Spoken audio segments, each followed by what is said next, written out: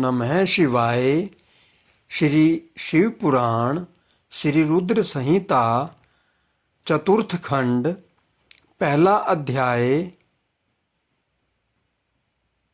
शिव पार्वती विहार।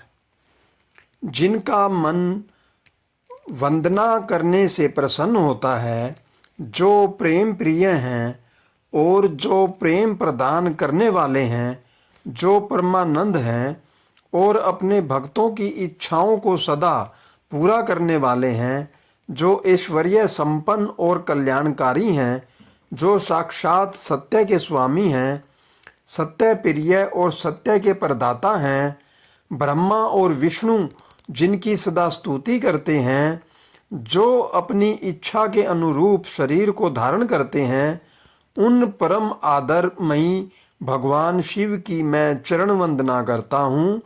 मुनि श्रेष्ठ नारद जी ने ब्रह्मा जी से पूछा, हे ब्रह्मान, आप समस्त देवताओं और प्राणियों का मंगल करने वाले हैं। हे भगवान, आप मुझ पर कृपा करके यह बताइए कि देवाधिदेव करुणानिधान भगवान शिव तो अत्यंत शक्तिशाली और समर्थ हैं, फिर भी जिस अभीष्ट फल की सिद्धि के लिए उन्होंने गिरिजा नंदनी पार्वती से विवाह रचाया था, क्या वह पूर्ण हुआ? उन्हें पुत्र की प्राप्ति कब और कैसे हुई? तारकासुर का वध किस प्रकार हुआ?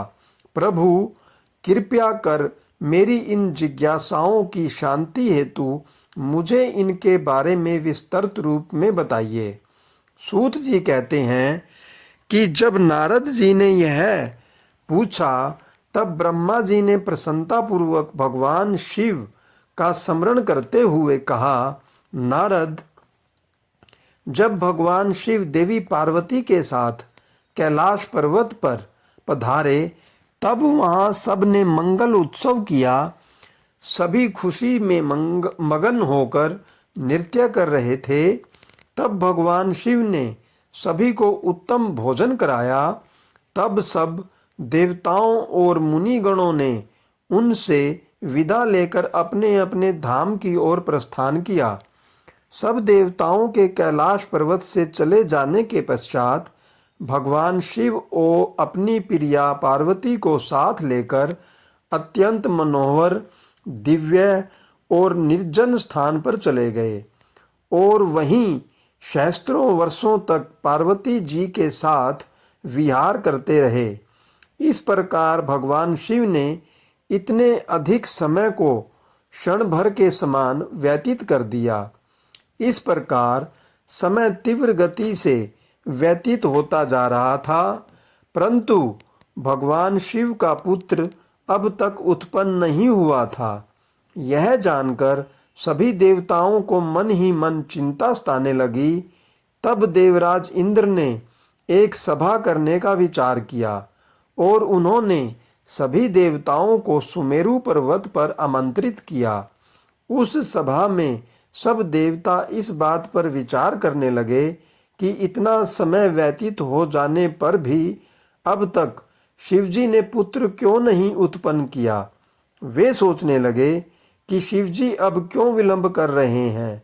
उस समय मुझ ब्रह्मा को लेकर सब देवता भगवान श्री हरि विष्णु के पास गए और कहने लगे कि हे हरे, भगवान शिव हजारों वर्षों से रति क्रीड़ा कर रहे हैं। उनका पार्वती जी के साथ विहार अब भी जारी है, परंतु अब तक किसी शुभ समाचार की प्राप्ति नहीं हुई है। तब भगवान श्री हरि विष्णु मुस्कुराए और बोले, हे देवताओं, आप इस विषय में इतनी चिंता मत कीजिए। शिवजी स्वयं अपनी इच्छानुसार इस स्थिति से विरत हो जाएंगे।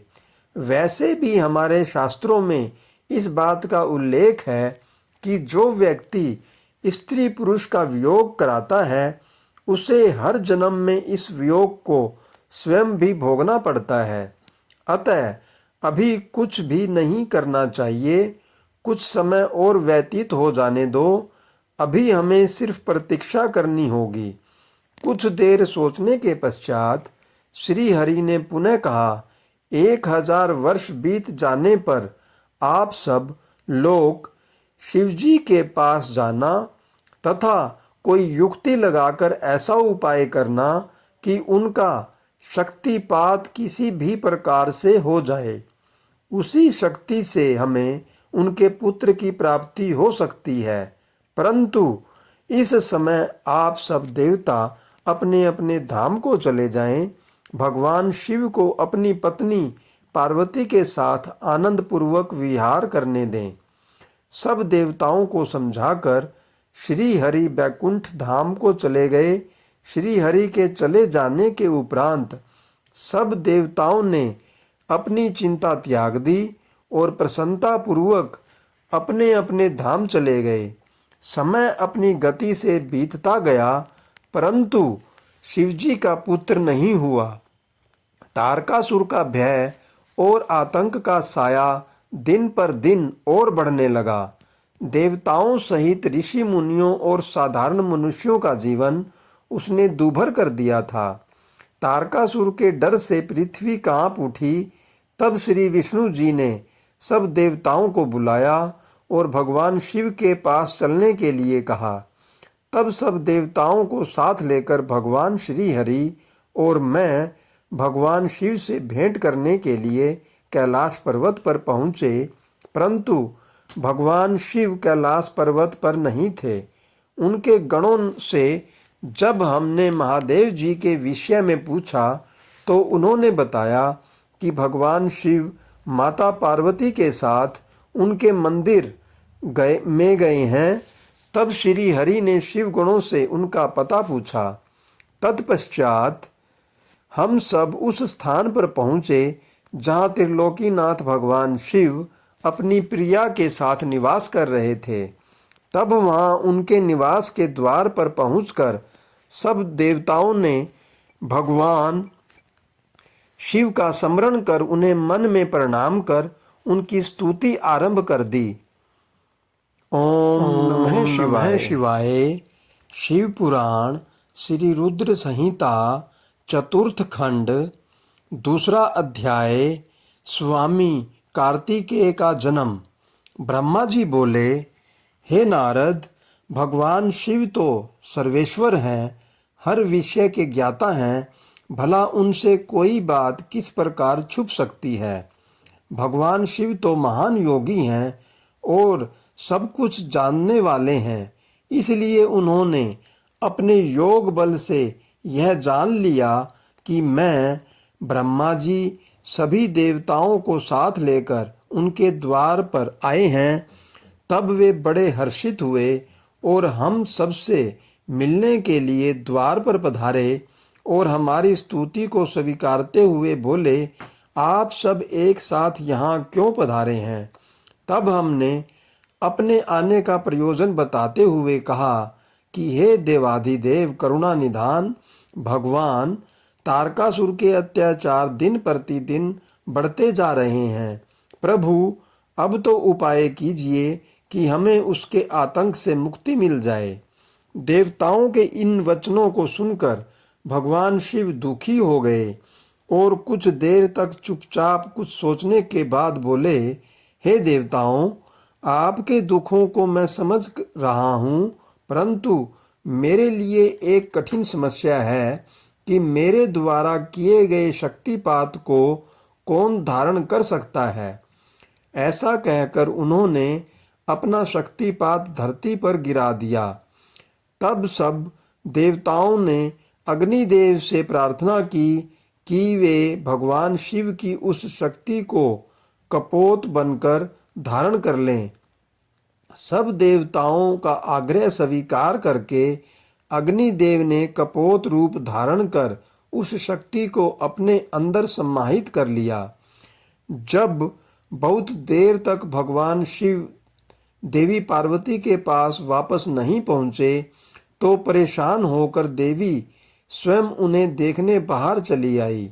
वहां जब उन्होंने अग्निदेव को उस शक्ति का भक्षण करते हुए देखा तो वे क्रोधित हो गई। उस समय उनकी आंखें गुस्से के कारण लाल हो गई थी तब देवी पार्वती ने अग्निदेव से कहा, हे दुष्ट अग्निदेव, आपने मेरे पति त्रिलोकीनाथ की शक्ति का भक्षण किया है, इसलिए आज मैं तुम्हें शाप देती हूँ कि तुम सर्वभक्षी होंगे। जो भी तुम्हारे संपर्क में आएगा वह तत्काल नष्ट हो जाएगा। तुम सर्वथा इस आग में स्वयं भी जलते रहोगे। अग्निदेव को क्रोध में यह शाप देकर देवी पार्वती वहां से चली गई। उनके साथ शिवजी भी वहां से चले गए। इधर समस्त देवताओं द्वारा अग्नि में होम करने से और अन्न आदि के सेवन द्वारा वह शक्ति सब देवताओं के शरीर में पहुंच गई। उस शक्ति की गर्मी से सभी देवता दुखी हो गए थे। तब सब पुनः भगवान शिव की शरण में पहुंचे और उनसे हाथ जोड़कर प्रार्थना करने लगे कि भगवान, हमें इस जलन से मुक्ति दिलाइए। हम सब की पीड़ा अनुभव कर उन्होंने हमसे कहा कि इस शक्ति के ताप और जलन को बंद करने के लिए उसे हमें अपने शरीर से वमन के द्वारा बाहर निकालना होगा। भगवान शिव की आज्ञा मानकर हम सभी देवताओं ने वमन द्वारा शिवजी की उस शक्ति को अपने शरीर से निकाल दिया। उसके निकलते ही सबने संतोष की सांस ली और महादेव जी की स्तुति करके उन्हें धन्यवाद दिया। परंतु अग्निदेव की पीड़ा किसी भी प्रकार कम नहीं हो रही थी। उनका हृदय जल रहा था। तब मैंने अग्निदेव को भगवान शिव की शरण में जाने की सलाह दी। मेरी बात मानकर अग्नि देवता ने भक्त वत्सल भगवान शिव की बहुत स्तुति की। तब शिव जी प्रसन्न हुए और बोले, कहिए अग्निदेव, आप क्या कहना चाहते हैं। तब अग्निदेव ने हाथ जोड़कर भगवान को प्रणाम किया और उनकी स्तुति की। तत्पश्चात वे बोले, हे देवाधिदेव, कृपा करके मेरे अपराध को क्षमा कर दीजिए। मैं बहुत बड़ा दुखी हूँ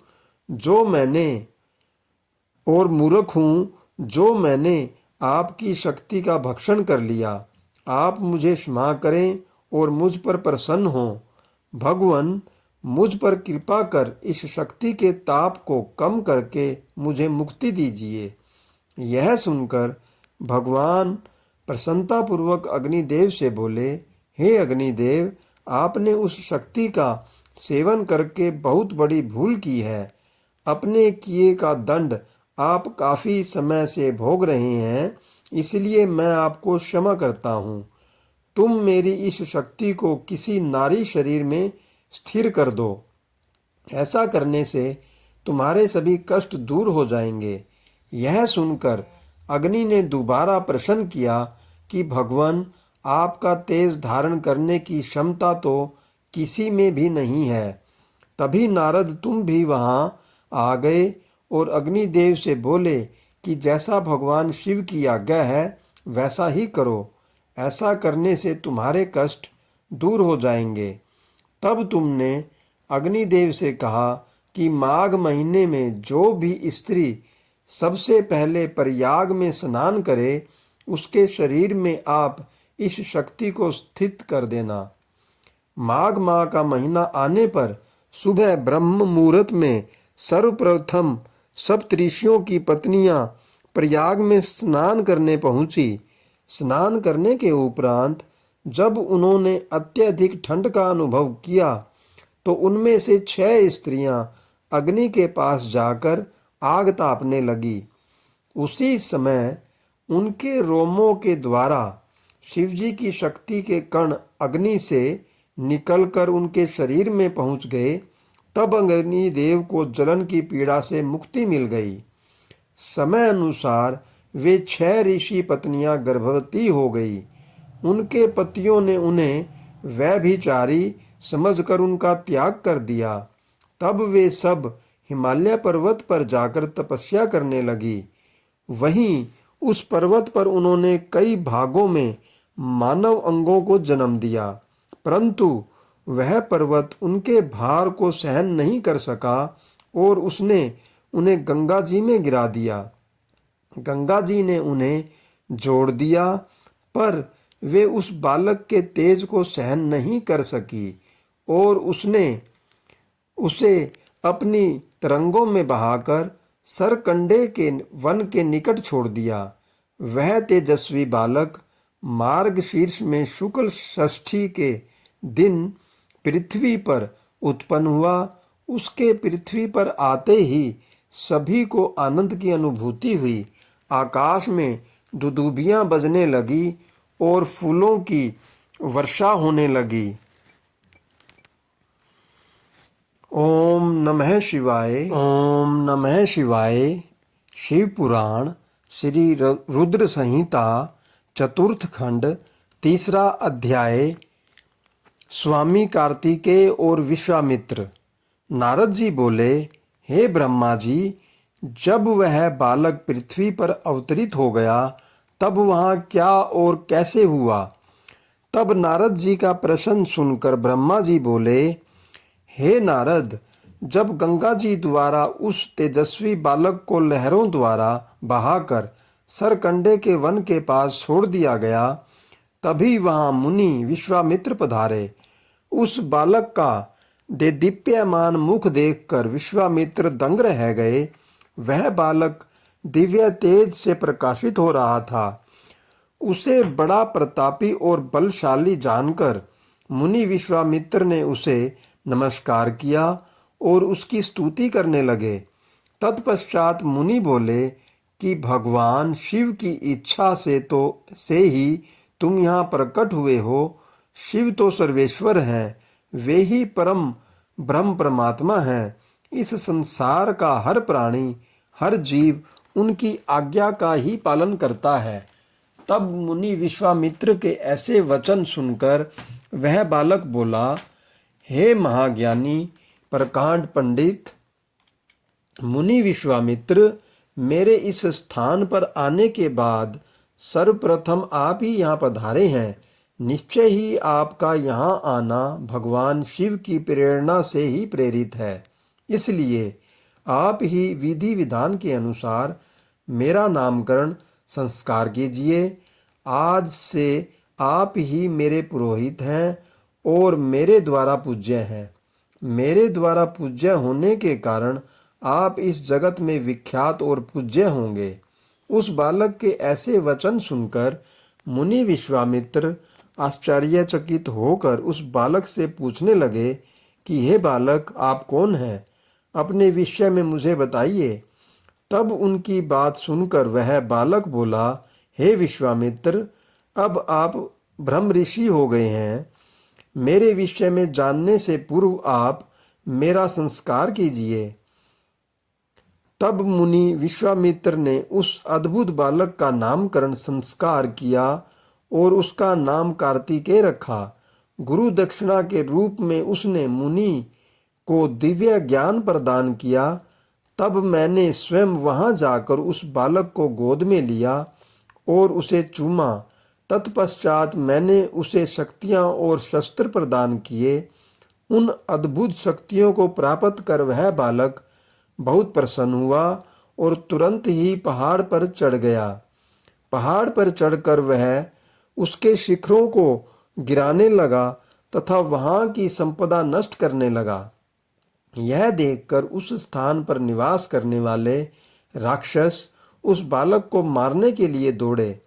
उन भयंकर राक्षसों से बिना भयभीत हुए उसने उन सबको भगा दिया। उनके भयंकर युद्ध से पूरा त्रिलोक कांपने लगा। त्रिलोक को भयभीत होता देखकर सब देवता वहां पहुंचे। देवराज इंद्र ने क्रोध में आकर उस बालक पर प्रहार किया। इस प्रहार के फलस्वरूप उस बालक के शरीर से विशाख नाम का दूसरा पुरुष पैदा हो गया। उन्होंने उस बालक पर एक और प्रहार किया तो नेगम नाम का एक और महाबली पुरुष पैदा हो गया। इस प्रकार इंद्र के प्रहारों से 4 स्कंद पैदा हुए जो बहुत वीर और बलवान थे। तब क्रोधित होकर ये चारों स्कंद एक साथ मिलकर स्वर्ग के राजा इंद्र को मारने के लिए दौड़े। यह देखकर इंद्र घबराकर अपनी जान बचाने के लिए कहीं दूर जाकर छिप गए। उन्होंने ढूंढते ढूंढते वह बालक उनके धाम स्वर्ग में पहुंच गया। उस समय जब वह बालक स्वर्ग पहुंचकर देवराज इंद्र को ढूंढ रहा था, एक सुंदर सरोवर में 6 कर्तिकाएं स्नान कर रही थी। उस सुंदर सलोने बालक को देखकर वह उसे प्यार करने और गोद में खिलाने के लिए दौड़ी और उसे पकड़ कर ले आई। तब उन कर्तिकाओं ने उस नन्हे बालक को बहुत प्यार किया और तब वे आपस में उसे दूध पिलाने के लिए लड़ने लगी। तब उस बालक ने 6 मुख धारण करके सब माताओं का स्तनपान किया।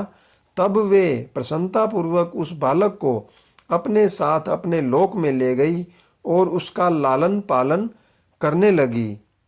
ओम नमः शिवाय। नमः शिवाय।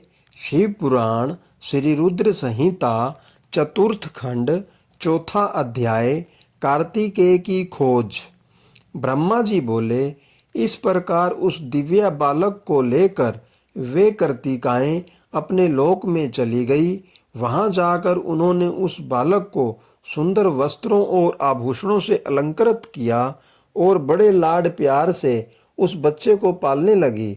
जब बहुत समय व्यतीत हो गया, तब एक दिन पार्वती जी ने अपने पति शिवजी से पूछा, हे प्रभु, आप तो सबके ईश्वर हैं, सब प्राणियों के वंदनीय हैं, सब आपका है ही ध्यान करते हैं। भगवान, मैं आपसे एक बात पूछना चाहती हूँ। तब त्रिलोकीनाथ भगवान शिव ने मुस्कुराकर कहा, देवी पूछो, क्या पूछना चाहती हो।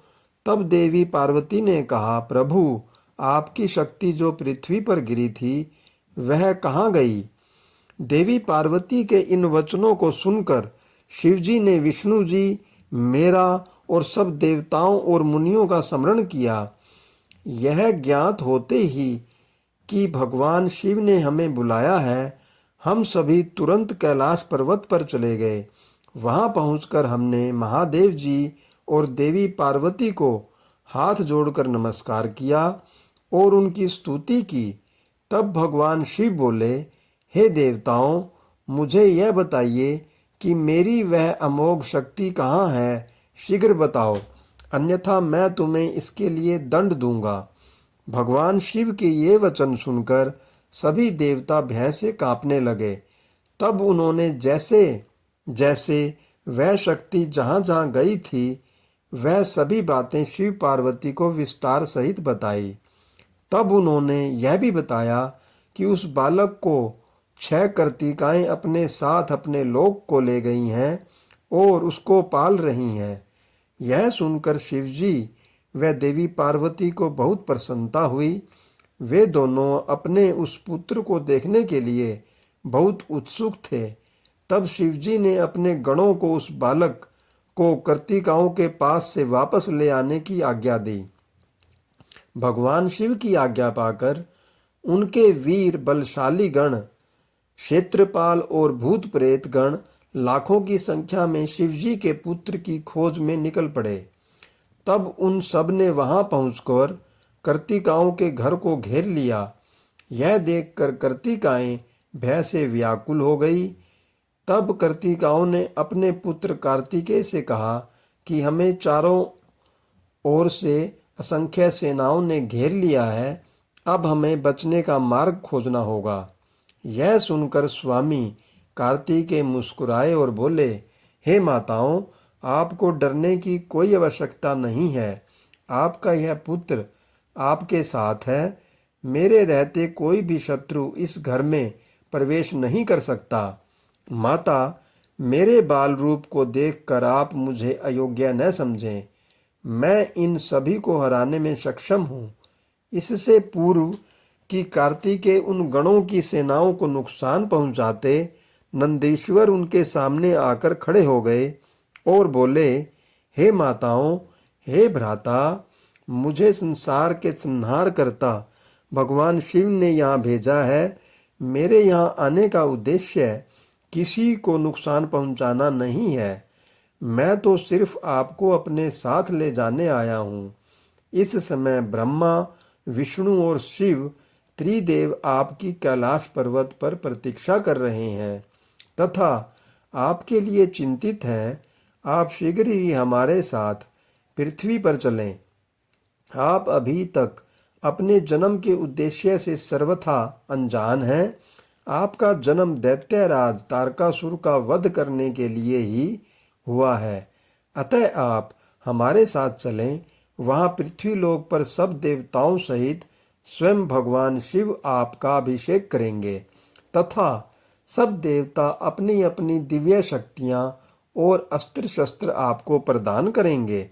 यह सुनकर कार्तिकेय बोले, यदि आपको भगवान शिव ने यहाँ मेरे पास भेजा है तो मैं अवश्य ही उनके दर्शनों के लिए आपके साथ चलूँगा। हे तात, ये ज्ञान योगिनियाँ प्रकृति की कला हैं। इन्हें कृतिका नाम से जाना जाता है। इन्होंने ही अब तक मेरा पालन पोषण किया है, इसलिए ये मेरी माताएं हैं और मैं इनका पोष्य पुत्र हूँ। तब स्वामी कार्तिकेय ने हाथ जोड़कर कृतिकाओं से नंदीश्वर के साथ जाने की आज्ञा मांगी। माताओं ने अपना आशीर्वाद देकर उन्हें वहां से जाने की आज्ञा प्रदान कर दी। ओम नमः शिवाय। ओम नमः शिवाय। शिव पुराण श्री रुद्र संहिता चतुर्थ खंड 5वां अध्याय कुमार का अभिषेक। ब्रह्मा जी बोले, जब कार्तिकेय अपनी माताओं कर्तिकाओं से आज्ञा लेकर भगवान शिव के पास जाने के लिए वहां से निकले तो द्वार पर देवताओं के शिल्पी विश्वकर्मा द्वारा बनाया गया सुंदर रथ उनकी प्रतीक्षा कर रहा था। वह रथ दिव्य था और द्रुत गति से चलने वाला था। उस रथ को उनकी माता पार्वती ने उनके लिए भेजा था। उनके पार्षद उस रथ के पास खड़े हुए थे। कार्तिकेय दुखी मन से उस रथ पर चढ़ने लगे। तभी उनकी माताएं दौड़कर रोते हुए उनसे लिपट गई और कहने लगी कि पुत्र, हम तुम्हारे बिना क्या करें। पुत्र, हम तुमसे बहुत प्यार करती हैं। तुम्हारे बिना यहाँ रहना हमारे लिए संभव नहीं है। तुम शीघ्र ही वापस लौट आना। यह कहकर उन्होंने कार्तिकेय को हृदय से लगा लिया और भारी मन से कार्तिकेय को रोते रोते जाने की आज्ञा दी। तब कार्तिकेय ने कर्तिकाओं को अध्यात्म ज्ञान प्रदान किया। तत्पश्चात कार्तिकेय उस दिव्य मनोहर रथ पर बैठ गए और वह उन्हें ले उड़ा। आकाशीय मार्ग से तीव्र गति से चलता हुआ वह रथ कैलाश पर्वत पर आकर रुका। तब शिवगणों ने भगवान शिव और माता पार्वती के पास जाकर कार्तिकेय के आगमन की शुभ सूचना उन्हें दी। उनके आगमन के बारे में सुनकर भगवान शिव और देवी पार्वती बहुत प्रसन्न हुए। तत्पश्चात भगवान शिव मुझे, विष्णु जी, देवी पार्वती और अन्य देवताओं को साथ लेकर उस स्थान पर पहुँचे जहाँ कार्तिकेय का रथ रुका हुआ था। सबके मन में गंगा जी से उत्पन्न उस बालक को देखने की बड़ी इच्छा थी। जब सब देवता कार्तिकेय से मिलने के लिए आ रहे थे, उस समय चारों दिशाओं में शंख और भेरी बजने लगी। सभी शिवगण नाचते गाते और उनकी जय जयकार करते हुए अपने आराध्य भगवान शिव के पुत्र को देखने के लिए चल दिए। वहां पहुंचकर सब बहुत प्रसन्न हुए। भगवान शिव ने प्रेम पूर्वक उस बालक को गोद में बैठा लिया। तब देवी पार्वती ने भी उस बालक को बहुत प्यार किया। भगवान शिव ने उस बालक के लिए एक सुंदर रत्नों से जड़ा हुआ सिंहासन मंगाया और उस सिंहासन पर बालक को बिठाया। तत्पश्चात भगवान शिव ने सब तीर्थ स्थानों से मंगाए गए जल को वेद मंत्रों से पवित्र करके उससे बालक को स्नान कराया। 6 कृतिकाओं द्वारा पोषित होने के कारण उस दिव्य बालक को कार्तिकेय के नाम से जाना गया। तीर्थों के पवित्र जल से स्नान कराने के उपरांत सभी देवताओं ने कार्तिकेय को तरह तरह की अमूल्य वस्तुएं, विद्याएं और अद्भुत शक्तियां प्रदान की। तब सर्वप्रथम देवी पार्वती ने अपने पुत्र को हृदय से लगाकर उसे चिरंजीव होने का आशीर्वाद प्रदान किया। माता लक्ष्मी ने दिव्य मनोहर हार उस बालक को पहनाया, तो देवी सावित्री ने सारी सिद्धि विद्याएं उन्हें प्रदान की। फिर विष्णु जी ने रत्नों से निर्मित किरीट, मुकुट, बाजूबंद, वैजयंती माला और अपना सुदर्शन चक्र उन्हें प्रदान किया। भगवान शिव ने प्रसन्नतापूर्वक अपने पुत्र कार्तिकेय को शूल, पिनाक, फरसा, शक्ति, पाशुपास्त्र, बाण, संहारास्त्र आदि परम दिव्य वस्तुएं प्रदान की। फिर मुझ ब्रह्मा ने यज्ञोपवीत वेद, माता गायत्री ने कमंडल, ब्रह्मास्त्र तथा शस्त्रों का नाश करने वाली विद्या प्रदान की। देवराज इंद्र ने अपना वाहन ऐरावत हाथी और वज्र प्रदान किया। वायुदेव वरुण ने श्वेत छत्र और रत्नों की मालाएं प्रदान की। सूर्यदेव ने मन की तीव्र गति से चलने वाला दुर्तगामी रथ और शरीर की रक्षा करने वाला कवच भी प्रदान किया। यमराज द्वारा दंड और समुद्र देव द्वारा उन्हें अमृत भेंट किया गया।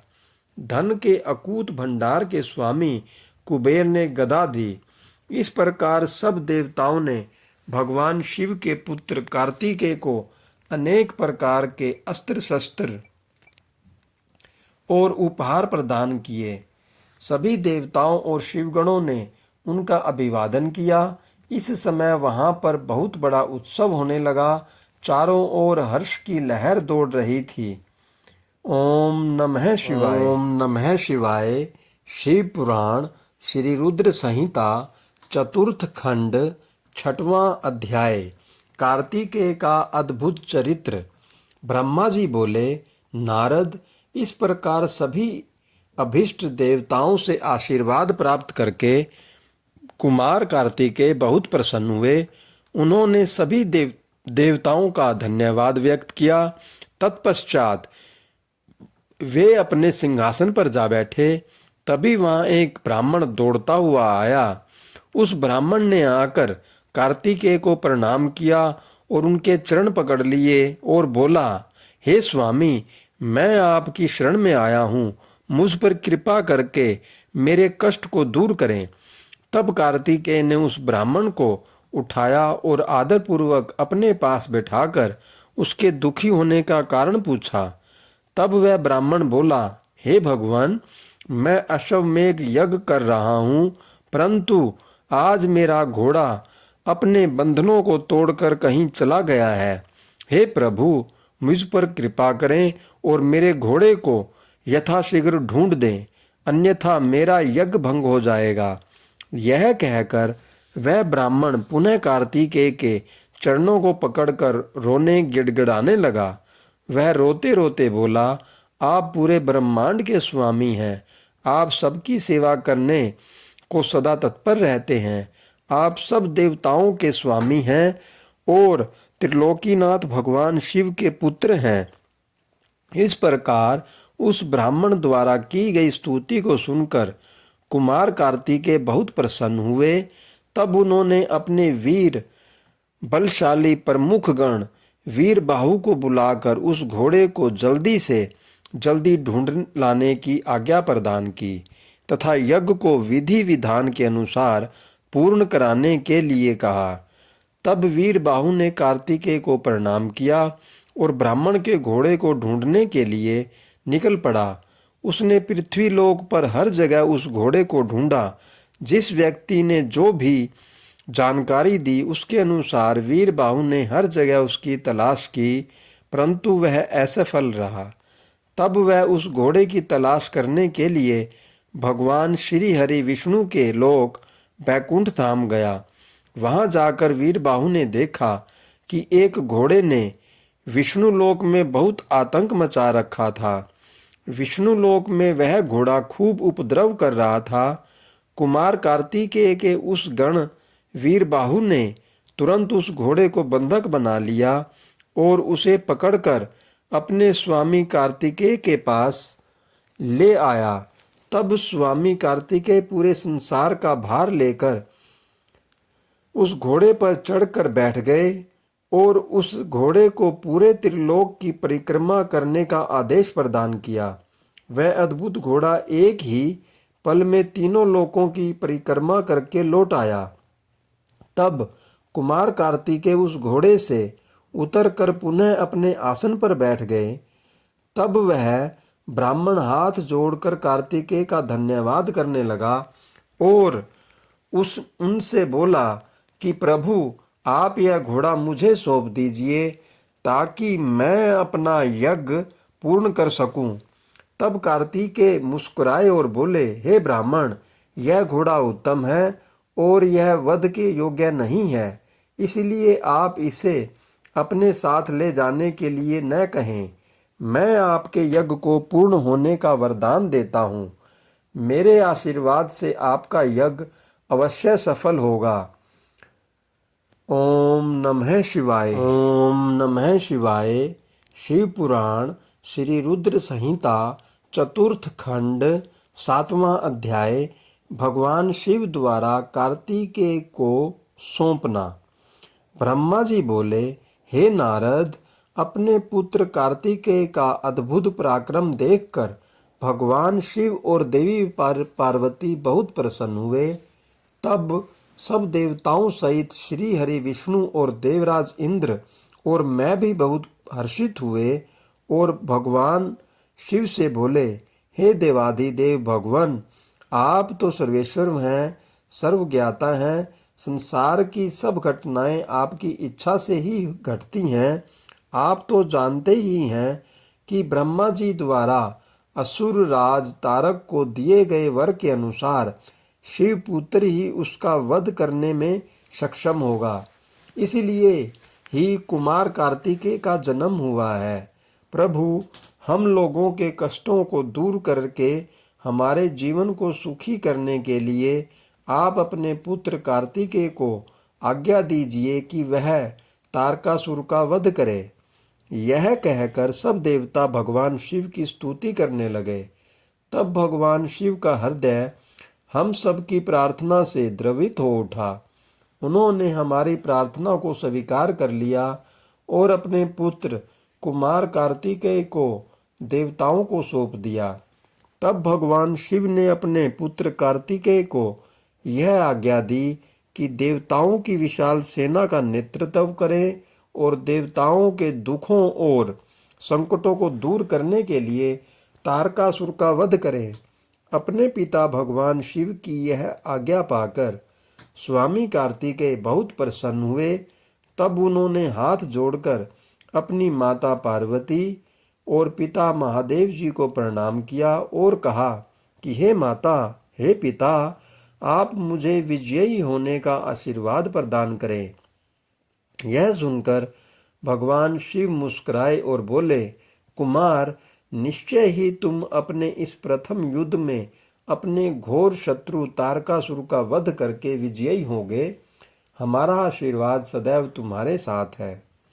इधर देवी पार्वती के हृदय में अपने प्रिय पुत्र के युद्ध में जाने की बात सुनकर ही पीड़ा होने लगी।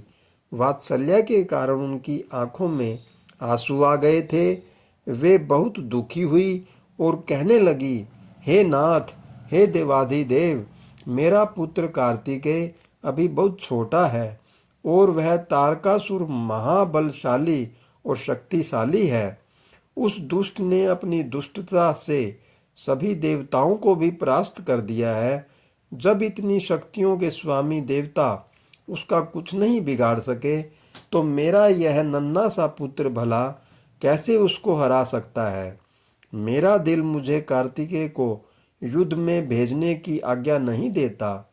मैं अपने पुत्र को अपने साथ रखना चाहती हूँ। यह वचन सुनकर सभी देवताओं सहित भगवान शिव भी चिंतित हो गए। तब महादेव जी देवी पार्वती को समझाते हुए बोले, हे देवी शिवा, आप सामान्य स्त्रियों की तरह क्यों व्यवहार कर रही हैं? यह मेरा और आपका पुत्र होने के कारण महाशक्तिशाली और वीर योद्धा है। देवताओं ने इसे अपनी अभीष्ट शक्तियां प्रदान की हैं। कार्तिकेय की जीत निश्चित है। कार्तिकेय का उत्पन्न होना तारकासुर के वध का प्रतीक है। आप व्यर्थ में चिंतित न हों और अपने पुत्र को खुशी खुशी तारक के वध के लिए भेजें। भगवान शिव के ऐसे वचन सुनकर देवी पार्वती को बहुत संतोष हुआ और उन्होंने कार्तिकेय को युद्ध में जाने की आज्ञा दे दी। तब सब देवताओं का भय दूर हुआ और उनमें प्रसन्नता की लहर दौड़ गई। ओम नमः शिवाय। ओम नमः शिवाय। शिव पुराण श्री रुद्र संहिता चतुर्थ खंड 8वां अध्याय युद्ध का आरंभ। ब्रह्मा जी बोले, नारद, जब देवी पार्वती और भगवान शिव ने कुमार कार्तिकेय को युद्ध का नेतृत्व करने की आज्ञा प्रदान की तो सभी देवता बहुत प्रसन्न हुए और एकत्र होकर उस पर्वत की ओर चल दिए। सिंहनाद करते हुए वे आगे बढ़ने लगे। उस समय कार्तिकेय सेना का नेतृत्व करते हुए सबसे आगे चल रहे थे। सब देवता मन में यही सोच रहे थे कि अब उन्हें तारकासुर नाम की मुसीबत से छुटकारा मिल जाएगा। जब तारकासुर को इस बात का पता चला कि देवताओं ने युद्ध की तैयारी पूरी कर ली है तो तारकासुर ने भी तुरंत युद्ध की घोषणा कर दी। अपनी विशाल चतुरंगिणी सेना को लेकर तारक भी सिंहनाद करता हुआ देवताओं की ओर बढ़ने लगा। राक्षसों की सेना देखकर एक पल के लिए देवता घबरा गए।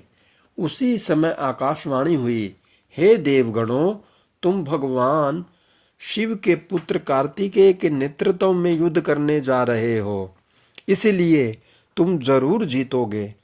तारकासुर कार्तिकेय के हाथों अवश्य मारा जाएगा। उस आकाशवाणी को सुनकर सभी देवताओं का उत्साह बढ़ गया और उनका डर दूर हो गया। उस समय दुदुम्बी और अनेक प्रकार के बाजों की ध्वनि आकाश में गूंजने लगी। तब देवता और राक्षस युद्ध करने के लिए पृथ्वी और सागर के संगम पर पहुंचे। दोनों पक्षों में बड़ा भयानक युद्ध छिड़ गया। युद्ध की भयंकर गर्जना से पृथ्वी भी डोलने लगी। देवताओं की सेना का नेतृत्व शिवपुत्र कार्तिकेय कर रहे थे। उनके पीछे पीछे देवराज इंद्र सहित देवताओं की विशाल सेना थी। कार्तिकेय उस समय इंद्रदेव के ऐरावत हाथी पर विराजमान थे। तब उन्होंने उस हाथी को छोड़ दिया और रत्नों से जड़े सुंदर यान पर बैठ गए। उस सुंदर विमान पर परचेता ने सुंदर छत्र रखा। उस सुंदर विमान में बैठकर कार्तिकेय बहुत निराले और शोभा संपन्न लग रहे थे। उसी समय देवताओं और असुरों में भयानक युद्ध प्रारंभ हो गया। पृथ्वी कांपने लगी और फल भर में खंड मुंडों में बदलने लगी। हजारों सैनिक जो पराक्रम से लड़ रहे थे कट कट कर और घायल होकर धरती पर गिरने लगे। चारों तरफ खून की नदियां बहने लगी थी। ऐसा भयानक दृश्य देखकर बहुत से भूत प्रेत और गिदड़ी उस मांस को खाने और खून पीने के लिए वहां आ गए। तभी महाबली तारकासुर ने विशाल सेना सहित देवताओं पर आक्रमण किया। देवराज इंद्र सहित अनेक देवताओं ने उसे रोकने का बहुत प्रयत्न किया, परंतु असफल रहे और तारकासुर भयानक गर्जना करता हुआ आगे बढ़ता गया। चारों ओर भयानक शोर मचा हुआ था। आक्रमण करते समय सैनिक बड़े जोर जोर से अपने मुंह से आवाज निकालते हुए आगे बढ़ रहे थे। देवताओं और राक्षसों का युद्ध बड़ा विभत्स रूप ले चुका था। वहां भारी कोलाहल मचा हुआ था। तत्पश्चात देवताओं और असुरराज तारक के राक्षसगण आपस में द्वंद्व युद्ध करने लगे थे। एक दूसरे को मारकर वे अपने को बहुत बलशाली समझ रहे थे। वे पूरे बल के साथ एक दूसरे पर प्रहार करते। कोई किसी के हाथ तोड़ देता तो कोई पैर। दोनों सेनाएं अपने को पराक्रमी समझ रही थी। ओम नमः शिवाय। ओम नमः शिवाय। शिव पुराण श्री रुद्र संहिता चतुर्थ खंड 9वां अध्याय तारकासुर की वीरता। ब्रह्मा जी बोले, नारद, इस प्रकार देवताओं और दानवों में बड़ा विनाशकारी युद्ध होने लगा। तारकासुर ने अपनी विशेष शक्ति चलाकर इंद्रदेव को घायल कर दिया। इसी प्रकार दानवों की सेना के वीर और बलवान राक्षसों ने देवताओं की सेना को बहुत नुकसान पहुंचाया। उन्होंने कई लोकपालों को युद्ध में हरा दिया और देवगणों को मार मार कर भगाने लगे। असुर सैनिकों को देवताओं पर हावी होते देखकर असुर खुशी में झूम उठे और भयंकर गर्जना करने लगे। तब देवताओं की ओर से लड़ रहे वीरभद्र क्रोधित होकर तारकासुर के निकट पहुंचे। असुरों ने वीरभद्र को चारों ओर से घेर लिया। उन्होंने परस्पर पाश, खड्ग, फरसा और पटिश आदि आयुधों का प्रयोग किया। देवता और असुर आपस में गुत्थम गुत्था होकर लड़ने लगे। तभी देवताओं की ओर से वीरभद्र तारकासुर से लड़ने लगे। वीरभद्र ने पूरी शक्ति से तारकासुर पर आक्रमण किया और उसको त्रिशूल के प्रहार से घायल कर दिया। घायल होकर तारक जमीन पर गिर पड़ा, परंतु अगले ही पल उसने स्वयं को संभाल लिया और पुनः खड़े होकर वीरभद्र से युद्ध करने लगा। महाकोतुकी तारक ने भीषण मार से वीरभद्र को घायल करके वहां से भगा दिया। तत्पश्चात उसने वहां युद्ध कर रहे देवताओं को अपने क्रोध का निशाना बनाया। तारक देवताओं पर अपने बाणों की बरसात करने लगा। तारकासुर के इस अनायास बाणों की वर्षा से देवता भयभीत हो गए। तब स्वयं श्री हरि विष्णु तारकासुर से लड़ने के लिए आगे आए। श्री हरि ने गदा से तारकासुर पर ज्यों ही प्रहार किया, उसने विशिष्टव बाण मारकर उसके 2 टुकड़े कर दिए। तब क्रोधित होकर विष्णु जी ने शारंग धनुष उठाया और तारक को मारने के लिए बढ़े। तभी तारक ने प्रहार करके उन्हें गिरा दिया तो श्री विष्णु ने गुस्से से सुदर्शन चक्र चला दिया। नारद, तब मैंने कुमार कार्तिकेय के पास जाकर उनसे कहा कि मेरे दिए हुए वरदान के अनुसार तारकासुर का वध आपके ही श्री हाथों से ही होगा, इसलिए कोई भी देवता तारक का कुछ नहीं बिगाड़ सकता। यह सुनकर कार्तिकेय रथ से नीचे उतर गए और पैदल ही तारक को मारने के लिए दौड़े। उनके हाथ में उनकी शक्ति थी जो लपटों के समान चमकती हुई उल्का की तरह लग रही थी।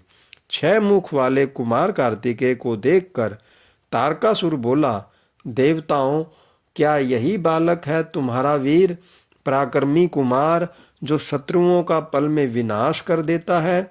यह कहकर तारकासुर जोर से अट्टहास करने लगा और बोला कि इस बालक के साथ तुम सभी को मार दूंगा। तुम इस बालक की मेरे हाथों हत्या कराओगे।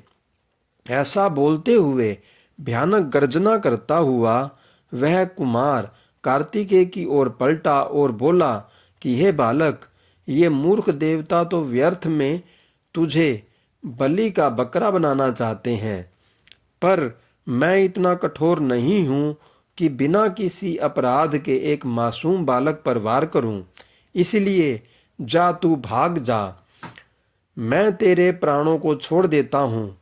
देवराज इंद्र और भगवान श्री हरि विष्णु की निंदा करने से तारक द्वारा कमाया गया तपस्या का सारा पुण्य नष्ट हो गया था।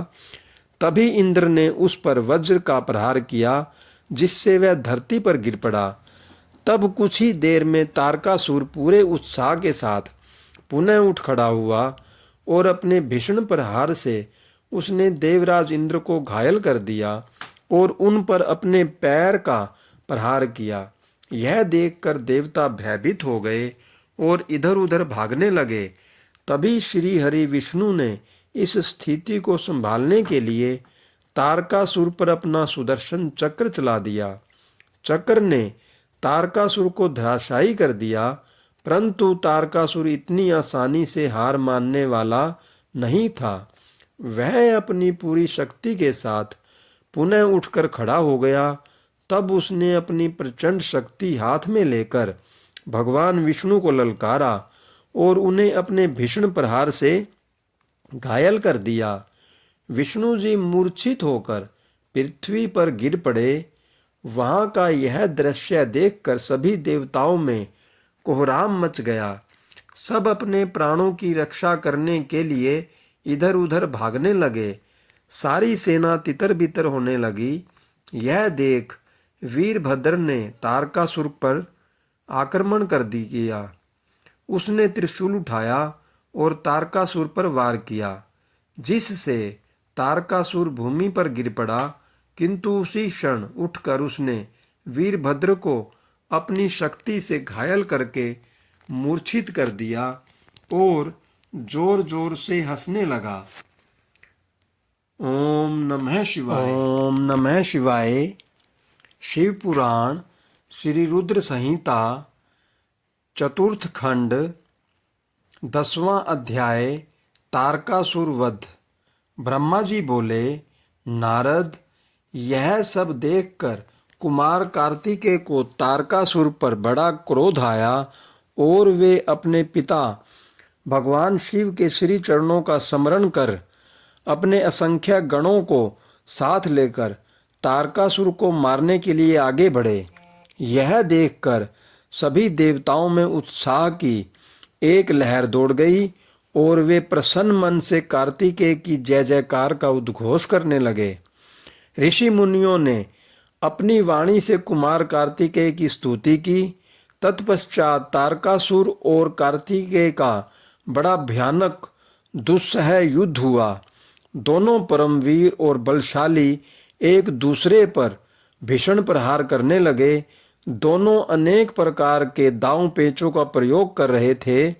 कार्तिकेय और तारकासुर के बीच मंत्रों से भी युद्ध हो रहा था। दोनों अपनी पूरी शक्ति और सामर्थ्य का प्रयोग एक दूसरे को मारने के लिए कर रहे थे। इस भयानक युद्ध में दोनों ही घायल हो रहे थे। युद्ध भयानक रूप लेता जा रहा था। उस भीषण युद्ध को सब देवता गंधर्व बैठकर देखने लगे। वह अद्भुत युद्ध अनायास ही सबके आकर्षण का केंद्र बन गया। हवा चलना भूल गई, सूर्य की किरणें ठहर गई, यहाँ तक कि सभी पर्वत इस युद्ध को देखकर अत्यंत भयभीत हो उठे। वे शिव पार्वती के इस पुत्र की रक्षा करने के लिए तुरंत उधर आ गए।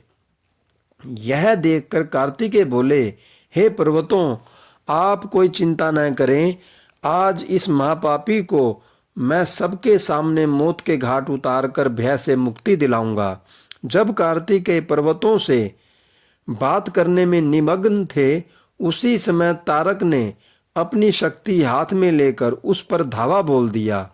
उस शक्ति के प्रहार के आघात से शिवपुत्र कार्तिकेय भूमि पर गिर पड़े, परंतु अगले ही क्षण वे अपनी पूरी शक्ति के साथ पुनः उठ खड़े हुए और लड़ने के लिए तैयार हो गए।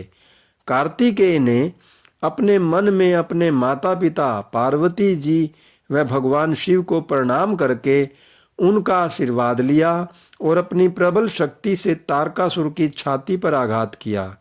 उसकी चोट से तारकासुर का शरीर विदीर्ण होकर पृथ्वी पर गिर पड़ा। सबके देखते ही देखते वह महाबली असुर पल भर में ढेर हो गया। महाबली तारकासुर के मारे जाते ही चारों ओर कार्तिकेय की जय जयकार गूंज उठी। तारकासुर के वध से सभी देवता बहुत प्रसन्न थे। तब अपने महाराज तारकासुर को मरा जानकर असुरों की विशाल सेना में भयानक कोलाहल मच गया। अपने प्राणों की रक्षा करने के लिए सभी असुर इधर उधर भाग रहे थे। देवताओं ने मिलकर सभी असुरों को मार गिराया। कुछ असुर डरकर मैदान छोड़कर भाग खड़े हुए थे, तो बहुत से दैत्य और राक्षस हाथ जोड़कर कुमार कार्तिकेय की शरण में आ गए और उनसे क्षमा मांगने लगे। तब कुमार ने प्रेम पूर्वक उन्हें क्षमा कर दिया और उन दानवों को आदेश दिया कि वे सदैव के लिए पाताल में चले जाएं। इस प्रकार तारकासुर के मारे जाने पर उसकी सारी सेना पल भर में नष्ट हो गई। यह देखकर देवराज इंद्र के साथ साथ समस्त देवताओं और संसार के प्राणियों में खुशी की लहर दौड़ पड़ी। पूरा त्रिलोक आनंद में डूब गया। जैसे ही कुमार कार्तिकेय की विजय का समाचार भगवान शिव पार्वती के पास पहुंचा, वे तुरंत अपने गणों को साथ लेकर युद्ध स्थल पर पधारे। श्री पार्वती जी ने अपने प्राण प्रिय पुत्र को अपने हृदय से लगा लिया और अपनी गोद में बिठाकर बहुत देर तक उसे चूमती रही। तभी वहां पर पर्वतराज हिमालय भी पहुंच गए और उन्होंने अपनी पुत्री पार्वती, भगवान शिव और कार्तिकेय की स्तुति की। चारों दिशाओं से उन पर फूलों की वर्षा होने लगी। मंगल ध्वनि हर ओर गूंजने लगी। हर तरफ उनकी ही जय जयकार हो रही थी। देवताओं के स्वामी देवराज इंद्र ने अपने साथी देवताओं के साथ कुमार कार्तिकेय की हाथ जोड़कर स्तुति की। तत्पश्चात भगवान शिव अपनी पत्नी पार्वती को साथ लेकर शिवगणों सहित कैलाश पर्वत पर लौट गए। ओम नमः शिवाय। ओम नमः शिवाय। शिव पुराण श्री रुद्र संहिता चतुर्थ खंड 11वां अध्याय बाणासुर और दैत्य प्रलंब का वध। ब्रह्मा जी बोले, नारद, जब तारकासुर कुमार कार्तिकेय के द्वारा मारा गया, तब यह देखकर सभी देवताओं, ऋषि मुनियों सहित जन साधारण में प्रसन्नता की लहर दौड़ गई। सभी खुश थे। सभी देवताओं ने मिलकर भक्ति भाव से कार्तिकेय की स्तुति की। तभी क्रोंच नामक एक पर्वत दुखी होकर कार्तिकेय के पास आया। वह क्रोंच बाणासुर नामक दैत्य द्वारा सताया गया था।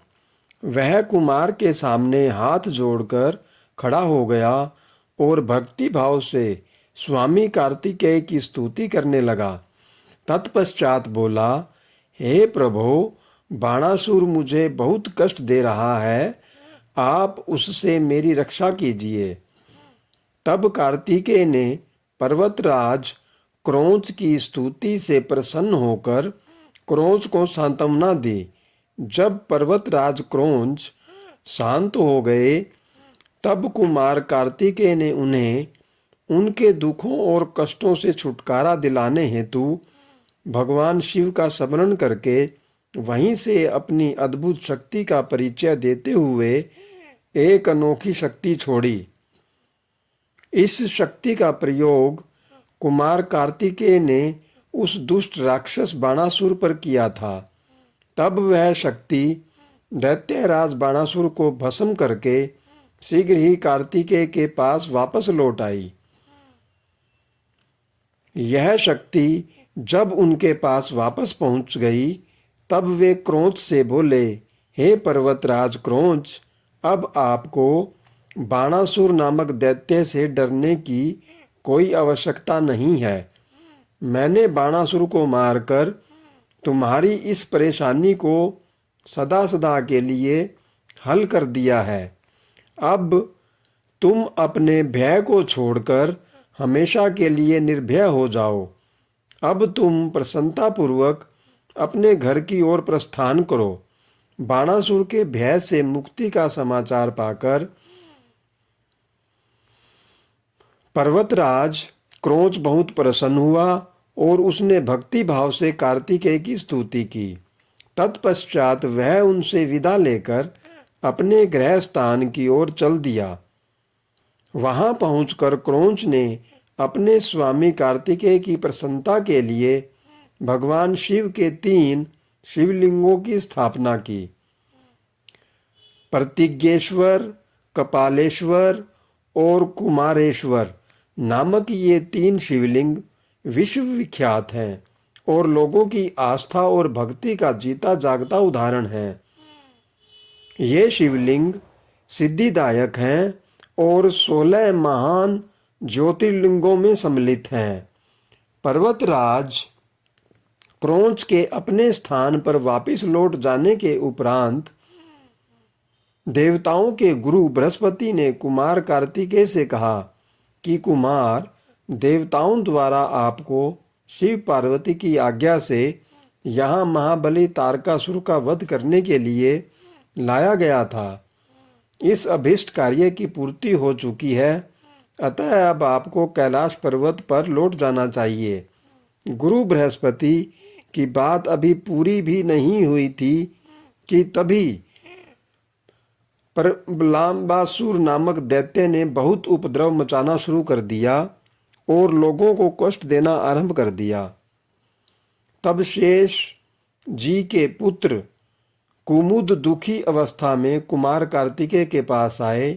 वहां आकर कुमुद ने कार्तिकेय की स्तुति की और कहा, हे प्रभु, मैं आपकी शरण में आया हूँ। हे गिरिराज, मुझे प्रलंबासुर की प्रताड़ना से मुक्त दिलाइए। तब कुमार कार्तिकेय ने प्रसन्नतापूर्वक कुमुद को प्रलंबासुर द्वारा दिए गए कष्टों से मुक्ति दिलाने हेतु अपनी शक्ति द्वारा उसका भी संहार कर दिया। उस प्रलंबासुर को उसके साथियों सहित मरा जानकर उसके शेष पुत्र कुमुद ने कार्तिकेय की बहुत स्तुति की और अपने निवास स्थान पाताल को चला गया। ओम नमः शिवाय।